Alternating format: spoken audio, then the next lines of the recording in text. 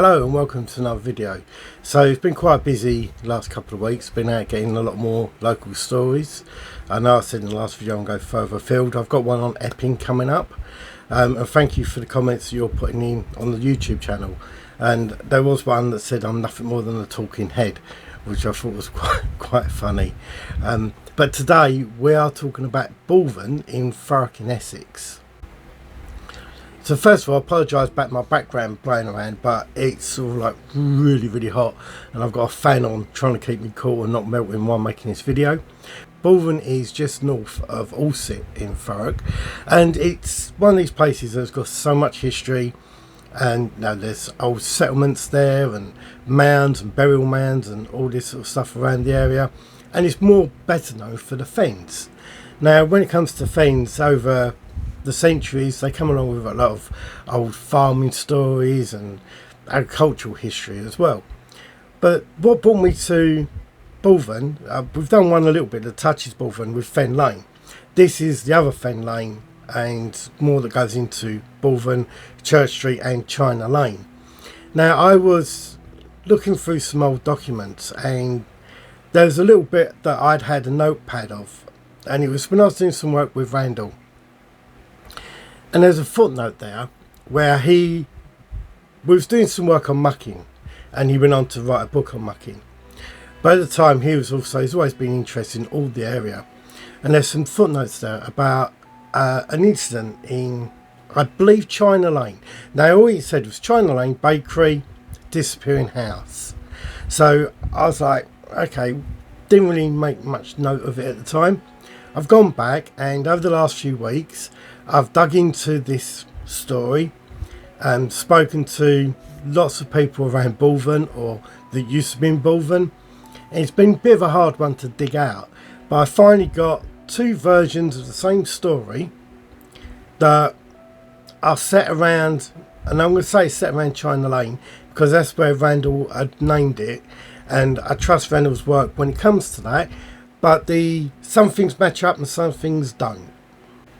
So China Lane is just on the outskirts of Bulphan itself, and there used to be, I've got these photos of the houses that are there now, but it used to be the bakery a little bit further on, and that house there that you can see at the moment used to be, I guess what you call a pub and a local shop. And interesting, I do notice that Bulphan is spelt with a V in some of the old photos of it, and I've seen it written as Bulphan with a V instead of the P. So I don't know if there's a reason behind that. If you're local in Bulphan, let me know, and thank you again to the residents of Bulphan and the community forums that I went down and spoke to at the community cafe and just gathered up some more history of it. They put me onto another story that I'm going to cover in later on in this video, which I sort of knew about, but I went and done some digging and found some interesting stuff regarding that. But China Lane is just further on down the road, and if you follow it, it goes right the way down the end of the road to a fishery. But what we're looking at is the corner of it. Now the story was reported in 1935. Now I don't know if this happened in 1935 or that's when it was first written down or sketched down as being passed on. So what we have is a gentleman that used to ride his bike along from Grays up to Bulphan every day, and I don't know if that was for work or for whatever reason, but on his journey he made friends with a lady on one of the houses by China Lane, and he'd stop there and she'd come out and she'd give him drink. In the thing it says lemonade. I don't know if we used to make our own lemonade back then, I guess we did. So she used to come out and give him lemonade, and they'd stand there and have a chat, and there's a house just further on down the road, and the two people used to stand in the garden and stare at him on his bike talking to this lady on the fence. And every day he used to come down there and do this journey, stop, have a chat, not always getting a drink, you know, sometimes he'd just drive past, say hello to her, or just have a 5-minute conversation and carry on. But one particular day he was coming down the road and he came off his bike and he stopped at the lady's house. She went off, got him a bandage, he put it around his leg, and they stood there having a chat, and I was looking up at these two people leaning over their garden fence, just staring at them down from their house. And he's going, what are they staring at? And he goes, well, the lady says, well, they must be staring at you, love. I don't really know them. I don't really speak to them. And he's staring, and they're staring back at him. And he thought it was a bit strange. Anyway, he gets on his bike, just rides past them. And as he rides past them, they're sort of like staring at him. And he thinks it's strange people and thinks nothing of it. Anyway, due to falling off his bike, he did not actually use his bike for a week. So there was a bit of a gap before he went back there. So on the first day of riding his bike back, where he would get to the house, there was nothing there. Now, when I say there was nothing there, it was just grassland. And he stopped, and he was really, really puzzled, and he just couldn't work out what had gone on. He said literally there was a fence around it, and there was just bare grassland. The house further down the road was still there, and as normal, these two people were in their garden and staring at him. And this time he rides his bike down and he goes, excuse me, what happened to the house? And they went, what house? He goes, well, every day I come down and talk to the lady on the house there, and you see me talking to her. They went, no, what we see is every day you come along, stop at that point on the road, stare outwards for 10 minutes, or stare at us, then ride past us. He didn't know what to think. He's going, no, he wouldn't believe it. And in one of the stories that has been passed on, the couple turned around and said to him, well, we were really concerned for you because you'd stand there and it looked to us as if you was talking to yourself. And then the other week, you come past us with blood pouring down your leg, and we shouted out to you, are you okay? Because we've been watching you standing up at the top of the road, holding your bike, because it looked like it was broken, and you a big gash on your leg. It looked like you was interacting with somebody that wasn't there. And he goes, well, yeah, I was. Well, apparently I was, because I've been talking to a lady there. You're telling me doesn't exist or has never existed. So both of them, the couple there and the gentleman on his bike, couldn't work out what had gone on. And they said that they've got no record of a house ever being there. So in Randall's notes, what it lists is the bakery and a fire of an old house. Now, I can't find the record of a house being caught fire there, but talking to residents of Bulphan, apparently it wasn't uncommon for barn type houses to catch fire over 100 years. So it was quite a common thing that a farm would burn down or a building would burn down. Obviously it's out of the way, and fire brigades couldn't get there then and all that sort of stuff. So it's just a common thing that would happen. Now, did this land used to have a house on there? Was this gentleman in a form of time slip? Or was it a ghost house? Was the lady a ghost? All we know, as I say, is we haven't got solid documentary evidence of this. We've only got hearsay. And again, thank you to the people that filled in a lot of the blankets I had on this, because there's another side to this story that is what other people have heard. So the other side of the story backs up what the two couple originally said. So their story was that they were concerned of a gentleman that would ride his bike, stop at the top of the road and stare over the field.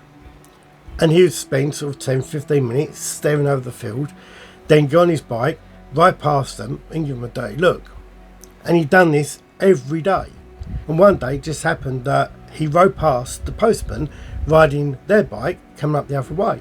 I said to the postman, what do you make of him? He comes up here every day and just stands there.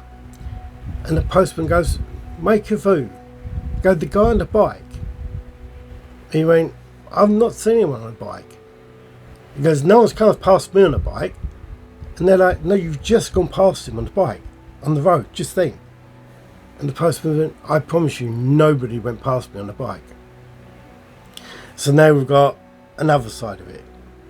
Was all of it a ghost story, is the main focus of people seeing this ghost, the two people in the house that we know is still there, or is both of it, or a bit of a time slip, or something that's happened. So, but I found it as a very interesting one anyway. Now the next one is quite a funny one, I guess. More funny for me as I was a ex-local councillor, and I know the two local councillors that are there at the moment, and the ex-local councillor. It was actually just talking to a couple of minutes ago. So this is the Hermit of Bulphan. Now this is Mrs. Reynolds. Now she was an artist that moved into Bulphan on a plot of land in 1907. Now her husband passed away and he left her a lot of debt. So she used to sell some of her artwork, but she got in trouble with the council over her bedrooms. Now we've got some pictures of the lady and the state of her building, and she became embroiled in a bit of an argument with local councillors and council representatives. And sadly, the last bit of document we knew she was there in 1911, and she passed away in 1917 outside the area at the age of 85, I believe it was. Sorry, at the age of 84. So she passed away at the age of 84 outside the area. Now, what we have is, apparently she doesn't like council workers or council people. Now she's mainly seen by council staff, and that is that when they're driving through the area or doing work in the area, they catch a glimpse of this elderly lady pointing her finger at them in an accusing manner. And apparently she does target local councillors. I don't know where that's come from, because I've spoken to two of the local councillors there. Sue, who used to be the local councillor, she doesn't really know much of the ghost stories there. David is new, and I haven't spoken to Barry about it, but I'm sure if they did, they know what I do. They would have told me about being tracked down by the ghost of the Hermit of Bulphan. But apparently she's also seen by young children. So young children, when they've been out playing, say they've seen this old lady, or has been chased by an elderly lady in raggy clothing. Now looking at the photos of her, it sort of does match that description. Now also aware that people may have gone into that building as a kid and done stuff, and may have raked it even further before the council removed it. Now this was a bit of an argument she had with the council about them trying to get rid of the building, but again, so there we have the Hermit, who's meant to haunt councils and local councillors, which is probably makes a lot of people happy right now. So there is a piece on the Life of the Fiends website where there is an interview there with Mrs. Reynolds where she doesn't talk nicely about the council or local councillors. So it sort of backs up the story of what we've been told, and I'll put a screenshot of it up here for you to have a look at. Now the other one we've got is a ghost of a young child, and the name that's given to this child is Oliver. Now I sort of heard a bit about this beforehand, about a child haunting a certain set of houses or a certain road in Bulphan. Now it's on Church Road. Now this is generally only seen by other young children, and other young children often play with Oliver. He seems obviously a nice person that they get on with, and one of the stories that I have of a person that used to live in Bulphan, they don't live there now, is that their child used to play out in the garden with their imaginary friend, and the imaginary friend was Oliver, and they used to say that Oliver was very strange looking, a very, very pale child with really, really tatty clothing. Now again, generically this matches a lot of these ghost children's stories where the child is said to be playing with a child that's passed away beforehand. But this time this child is seen by multiple children. When friends of that child come over, they see and play with this ghost child as well. So it's something that younger children may only be able to see, And as they get older, they stop seeing it. I'm currently aware that the people who live there at the moment don't know much about it, so I'm not going to name the house. And I know one of the ladies at Bulphan told me a bit more about it, and so I won't. They're new to the area. I'm not going to say it. I don't want to scare them. I don't know how you really take it if you say, you know, your house is haunted and it's haunted by a child. So moving on now, the next one is if you go down the 128 and before you turn into Bulphan, you've got the old playhouse on the right hand side of the road if you're heading north. Now these are the houses just before the old playhouse, and it's said, and still said to today, that lights and people are seen in the top of the houses up there. Once the houses are empty, people are seen in the top rooms.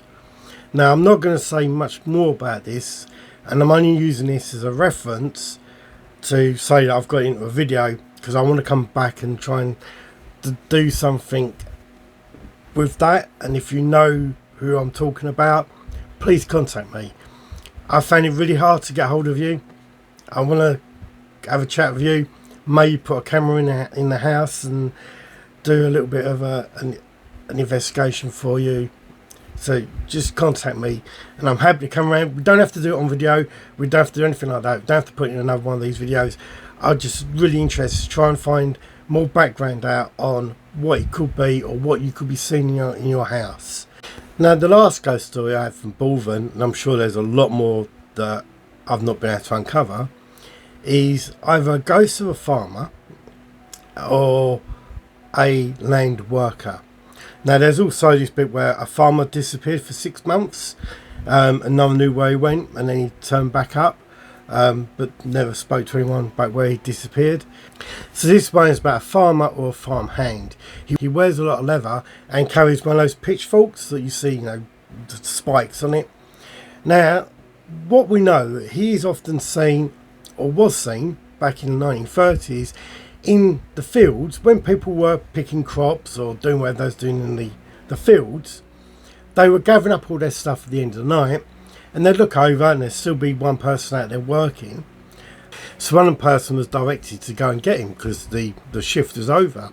So he walks down to the end of the field where this figure is standing now doing something in the dirt, and he walks up and he's calling to him, and the person's ignoring him, and he gets closer and closer. He turns round, and he describes him wearing almost a full leather apron and a pitchfork and a floppy brimmed hat, and it comes down and covers half his face, but where the rest of his face was, there was no sort of features. It was just like a blank space. He didn't say it was like see-through or anything like that. He said there was just no details. There was skin there but no details. It took him by surprise, and he stepped back. At the time he just thought it was how the person looked, and he turned his head round quickly. When he looked back, the person had disappeared, and he walked back up and turned around and said there was no one there. And they turned around and said, yeah, it was, we see him standing down there. He goes, yeah, but when I got there, he was like weird looking bloke, and his face was all missing. And I said, I turned around, he just disappeared, he'd gone. They said, we can't go that quick. He goes, no, it must be a ghost. They went down to the pub after work, and I guess it was either the one at China Lane or there was another pub in Bulphan as well, and they told the story in the pub. He got ridiculed for it until someone else turned around and said, oh yeah, I've seen the ghost of him, he's scary, isn't he? And he goes, well yeah. He goes, what do you mean you've seen him as well? He goes, well, a few years ago I was working in the fields, and it was getting late and it started to rain, and I was picking up all the stuff and this silly old person was down there, holding us up.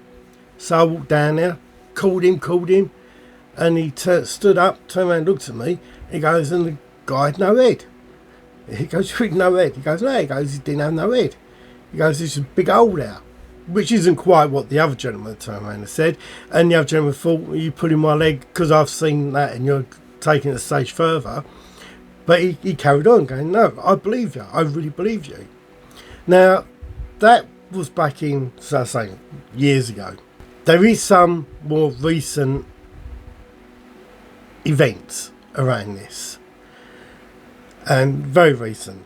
So when I was fishing around asking people around this, I won't name the place.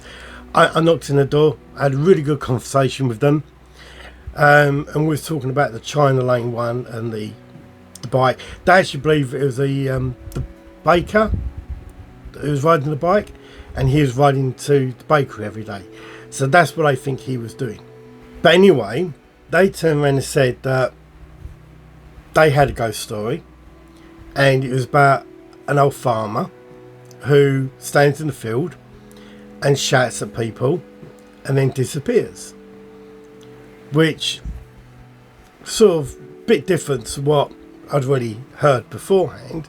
And I said, well, tell me a bit more about it.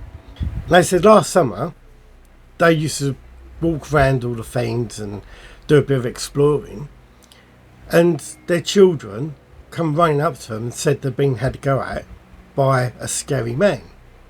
And they walked back over there, and there was no one in the field where the children said this man had been. And as they walked back off the field, they just turned round, and in front of where they were looking, the figure appeared out of nowhere. Owen was, he just pops up, and she went, no, we were looking at the field and he just appeared. He just materialised in front of them. She said he was about 150 yards down from where they were, but he definitely wasn't there when they were looking, and he popped up. And I said, well, was there hay on the ground? Was there stuff? And they said, not as far as they could see. No, they'd just been down there, and the land was flat. No, it was up and down a little bit, but it's flat, and he could have been laying down and jumped back up into a straight position. She goes, it's highly unlikely. She goes, but then the next day they were walking along and they cut through the same field again. And as they came through the field, the daughters started getting scared and turned around and said, I hope we don't see the scary man again. As they did, the dad just turned around and looked. He said there was a full figure of this farmer, again wearing a full leather apron, holding the pitchfork, standing literally right in front of him, and the dad screamed. All the kids screamed. The kids didn't see anything. His wife didn't see anything. They think he's taking the mick out of them, but he is sure, he said that he definitely see this strange ugly figure with no face standing right in front of him, and it completely shocked him, and he said he screamed like a little girl, and the children back it up that he screamed like a little girl, and the children just now take the mickey out of him. But the children won't go near there. The children still want to go for their walks this summer, and they wanted to go for a walk there the other week, and it's the dad that don't want to go for the walk through the fields now. So again, I can't find much information on this. So I've got one about a farmer who went missing for 6 months and then turned back up, but Bulphan's really old. The history is so deep, and the thing about Bulphan, everyone knows everybody there, and when you dig into the history of that place, it's sort of, it's not much, I wouldn't say it's hidden, but it's well documented. But everybody knows somebody who used to live there, or knows who's moved into each house and all that. So there's a very, very tight community.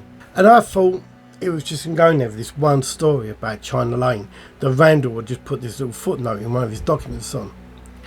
But there seems to be a lot more of Bulphan, and I'm not surprised because of the age of it. Anyway, my next video is going to be on Epping. I've already been down, as you see, I've done a little short on YouTube of it. Interesting place, Epping. Didn't have the guts to go down there and film for the night time, but lucky enough, most of the ghost stories happen during the day. So if you like this video, give it a thumbs up, give it a subscribe, and I'll catch you next one. Bye.